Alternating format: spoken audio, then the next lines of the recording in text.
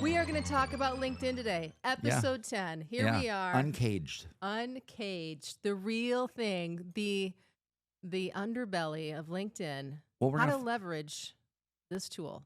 we're gonna actually follow up with the last episode, and I think we were talking about what to do, and we had an idea, and we said, well, what if you just had LinkedIn to make $1 million Yeah. instead of how to make $1 million? And Melissa was like, I'm into that one, so we started diving into it, and we said, you know what, LinkedIn has a lot of areas. We And- touch on some of them, but not all of them, right? Absolutely. You know, the funny thing is like, I think there might even start with what not to do on LinkedIn. Because one of the things that I didn't realize, well, one, I knew it was more than just a networking or get a jobs platform because Sure. people are posting this. It's been that way for a while. But I was always just looking at the basic feed, Yep. you know, posting randomly, Mm-hmm. getting a few likes, getting the ego stroke, and I really wasn't harnessing the power of LinkedIn. Right.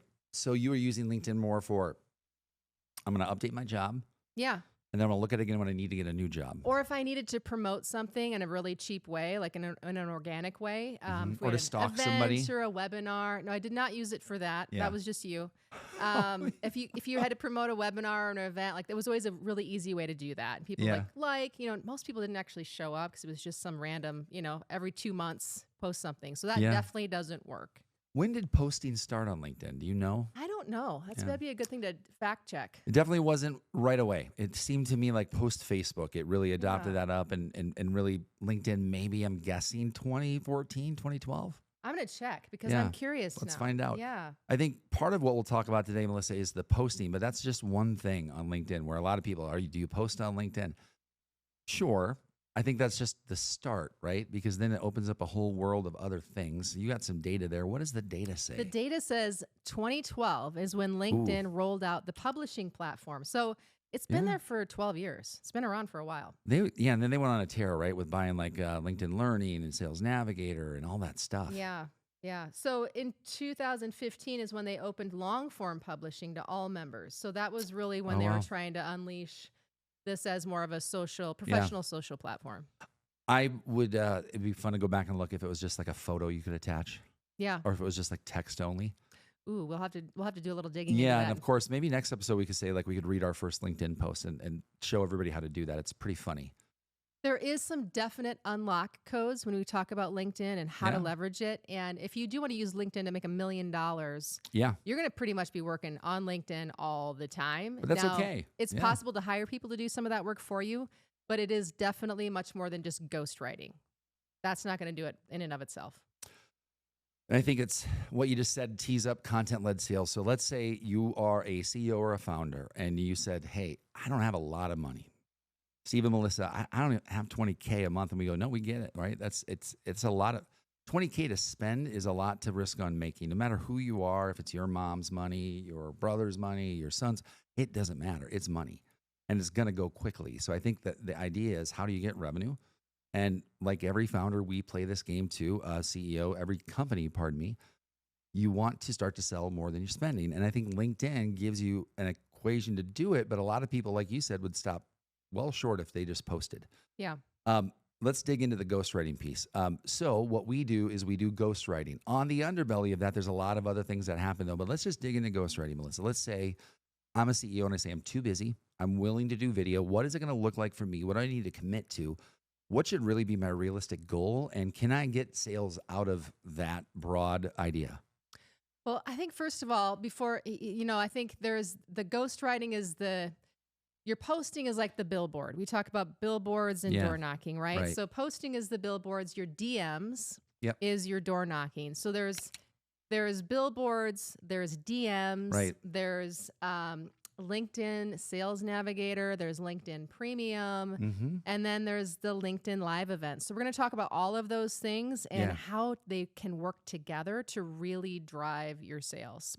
And it's not just, as we've found out ourselves, it's not just a walk in the park, right? You have to be well equipped for this stuff. So LinkedIn Live is not just something you dial up, right? There's a lot of back end stuff there in configuration. So, but it gives you a great waterfall, right? So it gives you an event Mm-hmm. to drive people to. It gives you video that you can, drive content out of. And it gives you a mechanism to follow up from that event, right? And I think we wrestle with this ourselves, which is time, right? We've done a couple recently. I think we have a goal of doing one a week, but even every 2 weeks, right, feels like a lot as you're getting ready to do it. But if you committed to it, do you think if you did a webinar every week, a LinkedIn Live, that a founder with an average deal size of $50,000 selling a product that's, let's say, just for the sake of the show and the audience and just ease, they're selling a product on LinkedIn that helps people market more efficiently using AI, and it gets a 3 to 5x ROI, and it's pretty good, and it's backed by a bunch of investors, right? Just for the broad topic, right? And it's going to kind of, everybody might benefit from it. So, posting on LinkedIn isn't super niche. Can I do that? Is that possible? What I love about the LinkedIn Live is that it allows people to get to know you. They see how you talk, how you operate. They see the proof that you bring. Yeah. You can get an audience kind of pretty easily because there's not a big risk there. They show up or they don't. They don't have to buy anything. They can zone it, tune in from their car or wherever they're at. And I've done plenty of those. Right. And what I love about it is they get to know you a little bit. They get a feel for how you work, what your content looks like, what your proof points are. And then it will result in a few people following up saying, hey, I'd like to learn more. I'm curious. Yeah, it's like the next level of the post. Like I like your posts. It's a way of selling without selling, really. Yeah, I'm going to come check this out. And if they don't come, like Melissa said, they can still get, and they will get, post-event, the notification like, hey, here's the replay of the event. And it shows up in your LinkedIn feed. So everybody else who you're connected to while the live is happening is the ancillary beneficiary. So to have other people who have big followings on LinkedIn lives, to me, is sort of the sauce, right? And if I were that CEO, I would say, gosh, let's do that the first 3 months. Let's just do it to get used to it. The next 3 months, let's promote the idea of value to the community. And then let's get some people on. Let's get the names on and the people we'd want to put in our funnel and see if we can get them to talk about the problem at scale and see if in a year we can get a decent listenership. Call it of 100 people to a webinar would be huge on a consistent basis. So let's first things first. If you are new to LinkedIn, or maybe you just haven't touched your profile in 8 years. We talked to somebody just the other day who said, like, I don't really go on LinkedIn. Like, all my business is on ad spend, et cetera. Yep. If your first thing is to optimize your profile. Yeah. Make sure you have a decent picture. It doesn't have to be beautiful, but it should look like you. Sure. Make sure you've optimized your banner. Make sure your banner has, something about your logo or what you do. Yep. Maybe a benefit of what your offering does for someone. Yeah. And then really optimize your headline. Make sure your headline is clear. And your about section, you can put a link. If you have LinkedIn Premium, you can put a custom button there that's either links to your website, goes to your Calendly, goes to whatever custom link you want it to go to. Right. So that's kind of cool. So that's just like table stakes. Before you start posting, before you start DMing people, before you do any automations or Sales Navigator, make sure your profile looks decent. So you're saying we went pretty big and we talked about LinkedIn Live, and now we're going to say, hey, that's cool, but back up. Yeah. I just want to make sure we're giving the audience some navigation here. So let's back up real quick. I want to go there. Do you think that, I'm going to go back to my question, do you think the LinkedIn Live, doing it every week, could get you customers if your average deal? And talk me through that, right? Because you're walking through that right now. So what is the risk? What is the time investment? And then we'll wrap it up. I just want people to be aware of, like, hey, if I did that, what time? What amount of time? What's the effort? Well, the effort is the setup. The effort is the marketing. The effort is making sure your slide deck is good and running through that a few times, making sure that things work correctly. Right. So that is, and the effort is definitely higher on the front end. Once you've done a few, it's not as intimidating, I think, but just making sure you've got a good deck that's interesting, that isn't a sales pitch. Nobody wants to show up for a sales pitch. So just like any content that you create, make sure it's valuable for people. Make sure that it's something that they can take away. And if they want to DIY it, let them DIY a couple of pieces. And then if they do want to work with you, leave a call to action where they can find you. Question. Okay, cool. How do you promote it? Talk to me about the time investment of that. How do you go about promoting it? Because are people just going to show up? I mean, because that's a time investment too, right? I just want to talk about that last button and then we'll wrap it up. I want to go to headline because it's super important. Yeah. So there's a number of ways you can promote it. You can promote it using automations. You can promote it manually. You can promote it in your posts. Yep. You can promote it on your website. You can promote it in other social channels. There's a lot of ways that you can promote your LinkedIn Live. And what we've seen is, for example, a tool like Magnetic Mail, you can, as you said, automate that. So go to your first degree connections who are segmented there, but don't kill that, right? It's not something you want to abuse. But I think if you segment it the right way, you tickle that list once in a while, you're definitely going to get some people who start to attend. So I love that. Thank you. Headline though, oh my gosh. I was really surprised, as you know, about the 4-panel banner. I was kind of like, wow, that's great. But I think even having one panel is overwhelming for a lot of people. What do they do with all that real estate?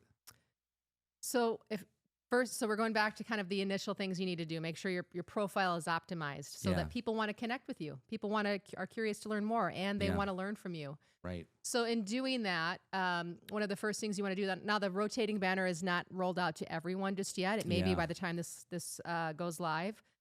But in your banner, you definitely want to have, if you've got some branding, you don't want to use your brand guidelines, your colors, and potentially your logo. But there is real estate there to put a couple of lines to Yeah. say what you do. Right. And even the benefit of working with you. If Sure. you've got a rotating banner, you can advertise your LinkedIn Live there. You could advertise other things in your banner. Right.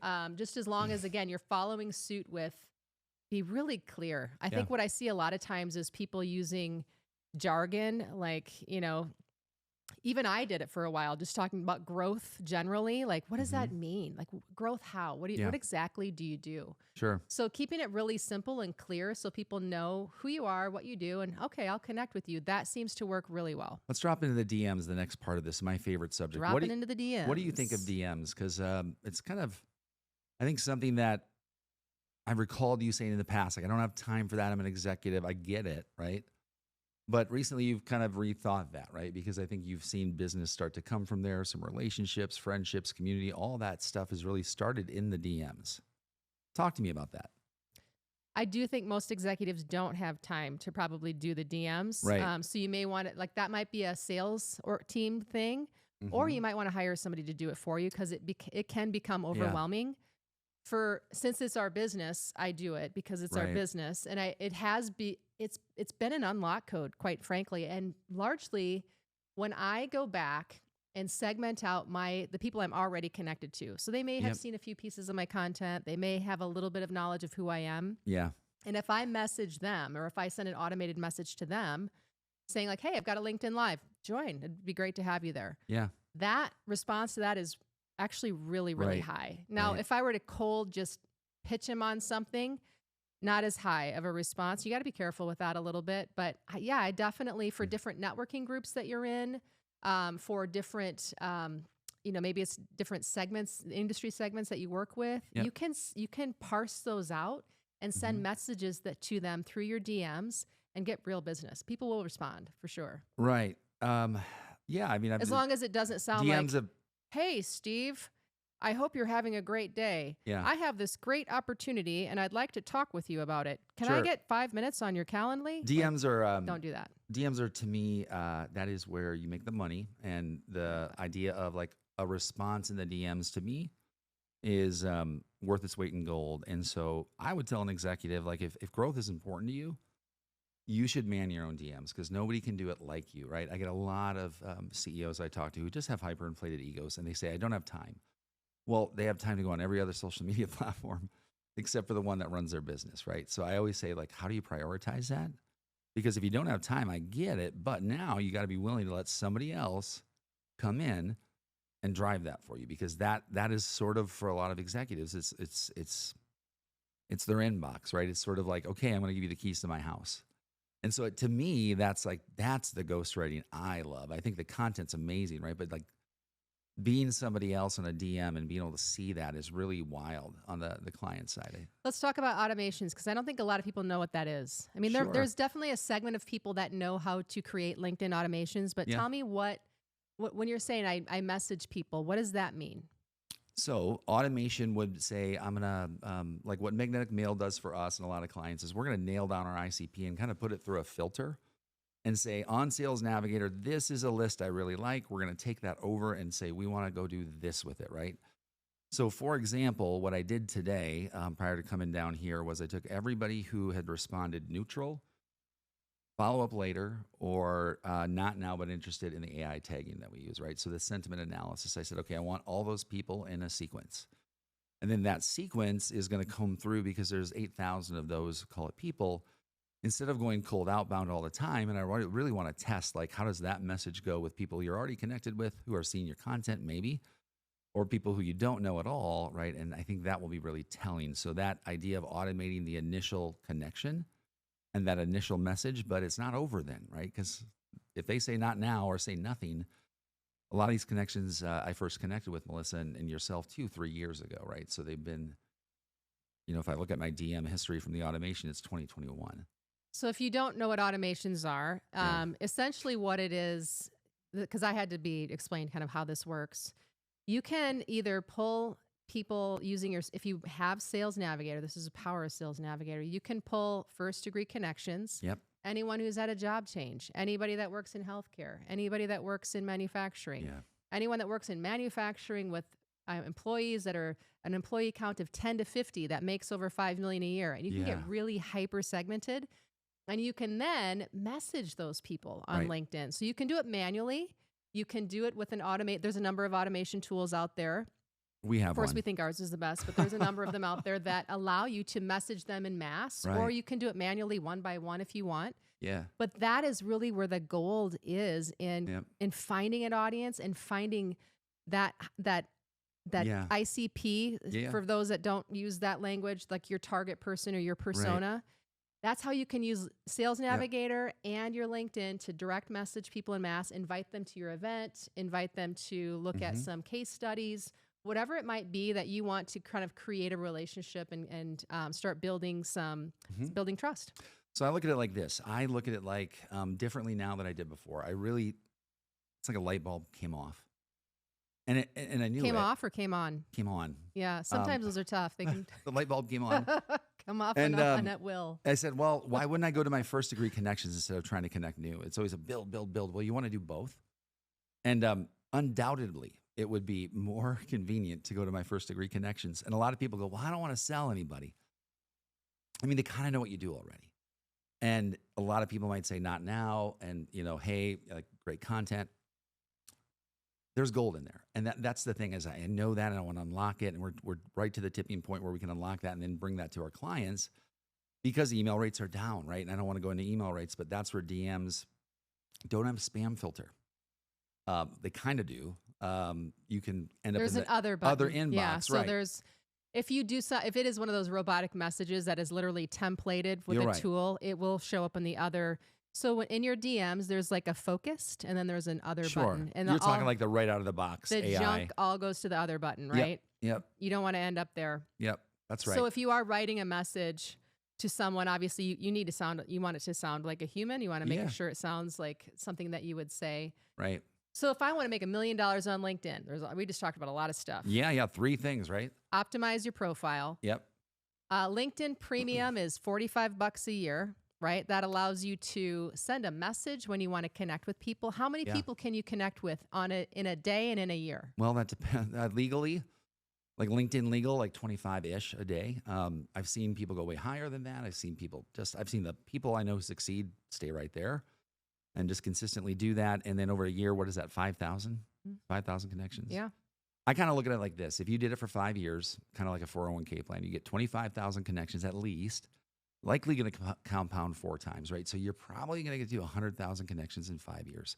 If you're committed to that plan, then that's where all this stuff becomes a lot easier because you don't have to do it all at once. Mm-hmm. You can introduce things slowly. And I think that's where we've seen just running the business is kind of like you do this stuff and you're going so quick. And if you had a team to do each one of these things, which is why they hire us most of the time, then of course you'd probably sell a lot more stuff because you'd really have time to focus. You'd put on great events. You'd write great DMs. You'd write posts that everybody loved, right? But that's not reality. And I think that's where a lot of people go, well, Melissa, Steve, that sounds great. And we go, well, it's hard. Trust us. Like, this is not just us waking up and I think the one thing that people do, that people get wrong, quite frankly, is they hire a ghostwriter or they, say, I'm going to go on LinkedIn and start posting. And they'll post about their business. There's really not a big strategy. Yep. Or they'll do like a LinkedIn event and then it doesn't go well and they just give up after a month or two. Yeah. And really it all does start with optimize your profile, get your list right, know who you want to go after and who you want to connect with and who you want to message. Because that list, again, it all starts with the list, right? Yeah. So if you start sending out those connection requests to your list, And then once they're connected with you, start inviting them to events, Yeah, invite them to look at that's sales case and marketing, studies. right? That is sales and marketing, but it's Yeah. intentional. And Yeah, your yeah. posts With shouldn't be person. like, I mean, you can certainly do Can we some, talk about the hot dog convention again? yeah, That the was my hot dog favorite. convention. I'm excited. Like you can do a little bit of that, but think about top of funnel, middle of funnel, Yeah, bottom of yeah. funnel, and write posts Yeah. to your audience. What are they Yeah. thinking about? What are they worried about? What's painful for them? So if Mhm. you're writing posts to your audience, you're messaging and connecting with your audience and hosting LinkedIn lives, Yeah. that's where it is. But it has to be intentional. It has Yeah. to work together. Wow. And It's a shit ton of work. yeah, and I'm you just tired already. I need you some just coffee. get out of here. Where's my coffee? You motivated me because I'm going, that's what we're trying to do, right? And I think we're reversing into it based off of a lot of experimentation. A lot of people go, I don't have time to experiment. We're like, cool. Like you either hire us or you got to make those mistakes, or like you're going to follow somebody and kind of copy them. It's like what we all kind of do as humans. And I think all of us take these blueprints. I think what what I'd love to touch on, because I think both you and I have the same and different takes on this, a newsletter. Yeah. A newsletter on LinkedIn is the ability to write a great piece of, call it blog-like content, vlog even, and have SEOable, call it SEO, mean able to find that on the internet, long form, and it goes out to a list of people. Is that good or bad? Because I've heard a lot of negative sentiment around LinkedIn newsletters, that they're all the same, and I've heard a lot of good things around the potential of leveraging that in a funnel motion, like you're saying, and driving people with call to actions. I have a love-hate relationship with the LinkedIn newsletter. One, because it's all contained within LinkedIn, Right. but it is indexed. So I even noticed some of my best posts in the last 90 days have been to LinkedIn newsletters, and they are indexed on Google. If you Google my name, you find those newsletters, which is crazy. Right. So it's annoying because you can't directly export the list of people who are subscribing to your newsletter. Right. And so a lot of like people with very big followings will use that custom button if you are a premium member, and they'll direct them to their website or to their newsletter on their website or a different tool. And I get that. It makes a lot of sense. Right. But I think it's good to do both. Write your LinkedIn newsletter, copy and paste it into your own, onto your own website as a blog or something else. You can modify it a little bit, and then you get the best of both worlds. So hypothetically, I could. I need to take my own advice on that one. Yeah.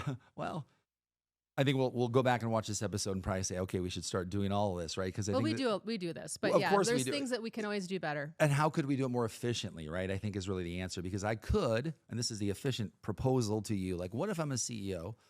And I said, I love everything you said, Stephen, Melissa. I would love to just do the one thing and make everything else happen out of that.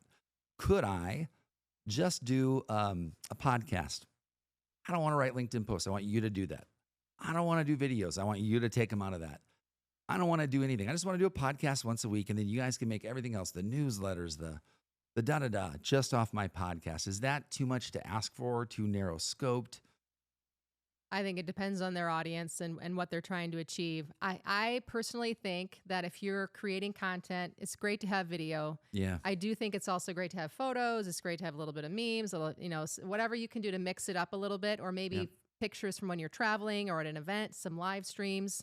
Those kinds of things always do really well. So if you're pressed for time and that's all you can get, we can make that work. Yeah. But ideally, you'd be doing a newsletter on a regular basis. You'd be doing videos, and you'd be doing posting. You're building your connections, whether it's automated or manually. Yeah. You're DMing Oh my people. gosh, this sounds like a lot of time. And and doing LinkedIn lives on a regular basis. And if you're really growing your business, you might want to do it every other week until you start getting that following and getting people that you need. Be honest, how much of a time commitment is everything you just said? And you can even break it down for me, because I think that's the reality of what people want to know. They can say, cool, now how much time? Yeah. Because really there's a lot of tools out there where they can find the tools to do the almost free and AI. And I have tried all the tools. I will promise you, and I spend 14 hours a weekend planning all my posts every weekend, and it sucks. Yeah. But I do my own stunts, and I want to do my own stunts because Right. I want to know what works so I can help other people do what works for them. Yeah. Now you can hire people because that is a lot of time. Yeah. And, I'm on LinkedIn all day, almost, pretty much every day, and checking messages and checking our clients' messages and seeing what's working for them and tweaking it when it's not. And Yeah. the hardest part is not the work. I'll be honest. Like it is the hardest part. It's not the task and the checking. The hardest part is getting that list right, getting the messaging dialed in. Yeah. And that's just testing, seeing what works and seeing what your audience responds to. So they can do that, and they can do all of it or some of it or none of it, really. You could spend all your time on LinkedIn and get it right. And you could make $1 million just doing that. There's plenty of people who have done that in the past. Yeah. There's lots of influencers that have done that in the past. But what you can't do is you can't just start broad. So you see these people, and I think this is where people get tripped up. You see someone who has like 300,000 followers on LinkedIn or 1 million followers on LinkedIn, and you try to do what they do. And it doesn't work because they're talking now to broad audiences and very broad terms, saying things like, you have to take a vacation in order to be your fulfilled self. And you have to kind of earn that, right? Yeah, you totally have to earn that. You need to start in a niche area, right? Know who your customer is, right? And then you can grow and broaden as you get bigger, but you don't start with that stuff. What do you think Mel Robbins was supposed to about 10 years ago? I have no idea. Do you? Was she always just doing, I mean, I hate to say inspiration, like... Well, I know she had the book, The 5-Second Rule, right? So that was prior to her new book. Yeah.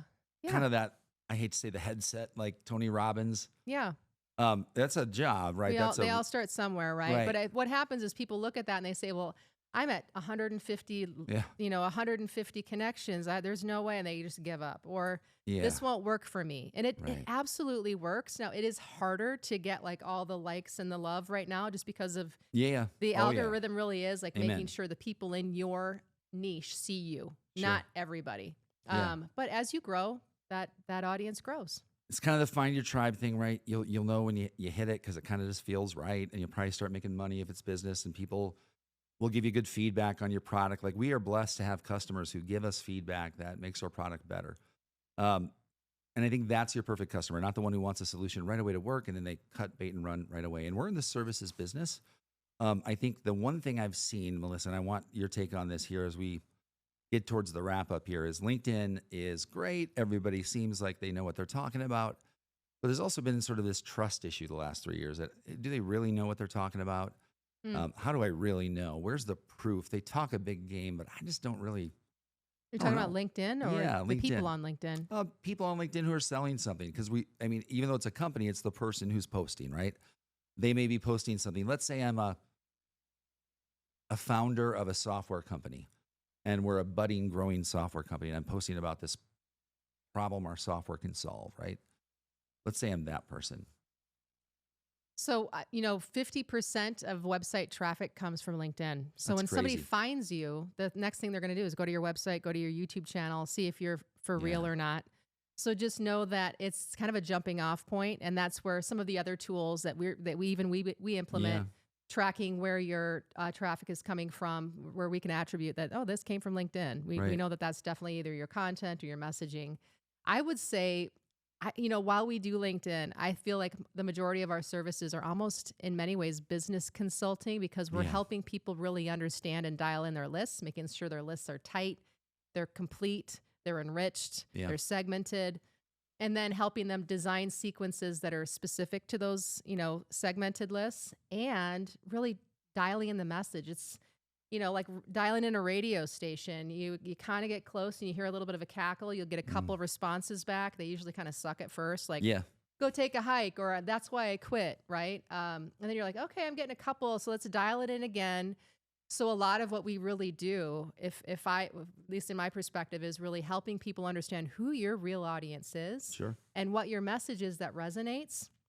Once you get that, it's like ka-ching, ka-ching, ka-ching, because you'll be able to do that over and over and over again. Right. I agree. Yeah. So if you were to need to make $1 million on LinkedIn, where do you start? What do you do? If it's me, I'm living in the DMs. You're living in the DMs. The posts to me are something I can't control. That's an algorithm. And I can control DMs. And I guess call me a control freak, but that's the one thing I know. That if I had a big enough audience, right, I know I could control at least the conversation I'm trying to start. And I know I'm really good at, responding back and forth. What about you? Which thing would you pick? Ooh, I think I would do a lot of LinkedIn Lives. I think I'm going to try to get it. You'd be great at that. I would market my LinkedIn Live, and I would do more of them, which is what we're going to what we're planning on doing. You're because really that way people DMs, get to know who you are. Yeah. With the DMs, I do think it's important. And the one thing to remember, you are going to get people to tell you to, go fly a kite. And you just have to be willing to be like, okay, that's fine. Yeah. All good. And, if you ever, I look forward to seeing you in the feed, or, if you ever do need something, let me know. It's all okay. And sometimes people will say not now. And it's the follow-up in those DMs. That's where those automations and response grids and all the stuff that we do really makes the difference of getting a sale or just having it fall into the abyss. There you go. Obviously it works. And I think like anything, you have to work it. So we just showed you how to do it. You have to go do it now, though. But it's absolutely possible making $1 million on LinkedIn if you leverage those things, optimize your profile, buy LinkedIn Sales Navigator and Premium, leverage your DMs, do some LinkedIn Lives, and keep listening to the show. Keep listening to the show. And subscribe to the show, right? Oh, that's right. We don't ever say that. We got to like and subscribe. Subscribe. Yeah, subscribe to the AB. This is our 10th episode. You put in a lot of time to this. We have put a lot of time in this. Yeah, it's fun. But we're also doing it for you. So we'd love for you to subscribe. Thank you. All right. Bye. Cheers.